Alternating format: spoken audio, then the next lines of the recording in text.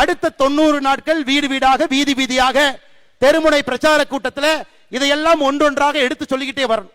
யாரையும் கூட திராவிட முன்னேற்ற கழகத்தினுடைய ஆட்சி ஏமாற்றி ஆட்சி கட்டில் அமர்வதற்கு எந்த வாய்ப்பையும் கூட நாம கொடுக்க கூடாது. அருமை சொந்தங்களே, அது மட்டும் இல்ல, இன்னும் கொஞ்சம் நீங்க யோசிச்சு பாருங்க. 505 தேர்தல் வாக்குறுதி 2021 கொடுக்கப்பட்டது. 505 தேர்தல் வாக்குறுதி. முதலமைச்சர் நேற்று சொல்றாரு 364 தேர்தல் வாக்குறுதி நிறைவேற்றிட்டோம், 40 தேர்தல் வாக்குறுதி பரிசீலனை இருக்கு, 57 தேர்தல் வாக்குறுதி மத்திய அரசு சம்பந்தப்பட்டது.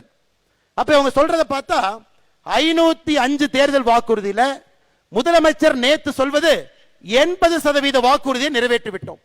இதே முதலமைச்சர் திரு ஸ்டாலின் அவர்கள் செப்டம்பர் 13ஆம் தேதி 2024 ராஜபாளையம் எம்எல்ஏ கல்யாண விழாவில் சொல்றாரு 99% தேர்தல் வாக்குறுதியை நிறைவேற்றி விட்டோம் என்று இதே முதலமைச்சர் மேடையில் சொல்றார். யோசிச்சு பாருங்க, ஒரு முதலமைச்சரே பொய் சொல்லக்கூடிய அவலமான ஆட்சி தமிழகத்தில் மட்டும்தான். நீங்க உண்மையாலுமே 80% தேர்தல் வாக்குறுதி நிறைவேற்றி இருந்தா வெள்ளை அறிக்கை விடுங்க. வாக்குறுதி 1 நிறைவேற்றப்பட்ட தேதி என்ன சொல்லுங்க, வாக்குறுதி 2 நிறைவேற்றப்பட்ட தேதி என்ன சொல்லுங்க, வாக்குறுதி 3 நிறைவேற்றப்பட்ட தேதி என்னன்னு சொல்லுங்க. எதையுமே செய்யாம 505 தேர்தல் வாக்குறுதியில நம்ம எல்லோருக்குமே தெரியும், நம்முடைய மாநில தலைவர் அவர்கள் தொடர்ந்து சொல்லிக் கொண்டிருக்கின்றார்கள், 50 தேர்தல் வாக்குறுதியை கூட முழுமையாக நிறைவேற்றாம நேற்று ஒரு பெரிய பச்சை பையை சொல்லுகின்றார். 364 தேர்தல் வாக்குறுதி நிறைவேற்றி விட்டோம், 80% என்று சொல்கின்றார்.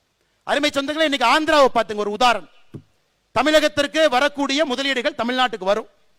முதலமைச்சர் அவர்கள் இந்த நிறுவனத்தை பார்ப்பார்.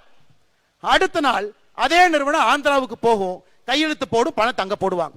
கடந்த 6 மாதமாக பார்த்து கொண்டிருக்கின்றோம்.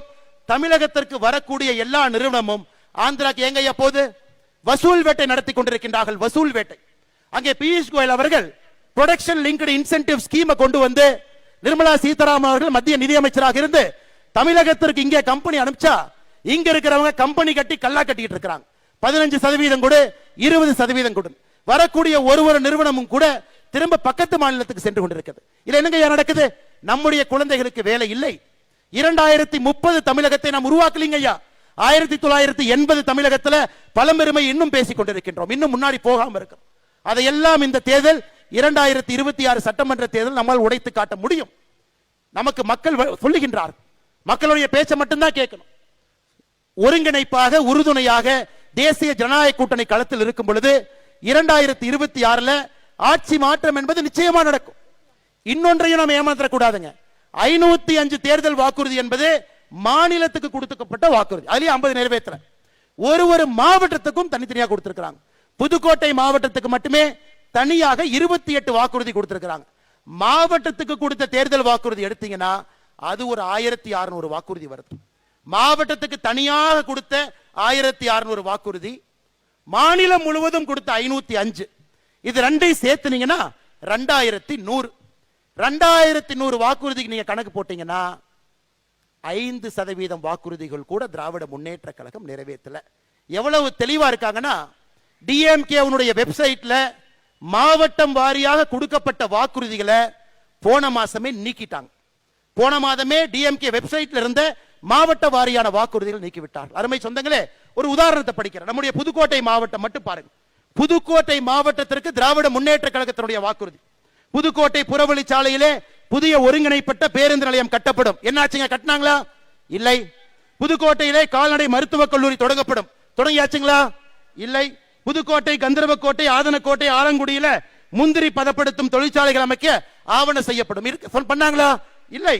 ஆலங்குடி கீரமங்கலத்தில் நறுமண தொழிற்சாலைகளை கொண்டு வருவோம். கொண்டு வந்தாங்களா? இல்லை. புதுக்கோட்டை மாவட்டத்தினுடைய தேர்தல் வாக்குறுதியை மட்டும் உங்க முன்னாடி நான் படிக்கின்றேன். அதையே செய்யல. 28 வாக்குறுதி 3 செஞ்சிருக்கிறாங்க, இதுல 25 செய்யல. 505ல 50 செஞ்சிருக்கிறாங்க, 455 செய்யல. இதையெல்லாம் மக்களிடம் சொல்ல வேண்டும். பெரிய மாற்றத்திற்கு அச்சாரம் இடணும்.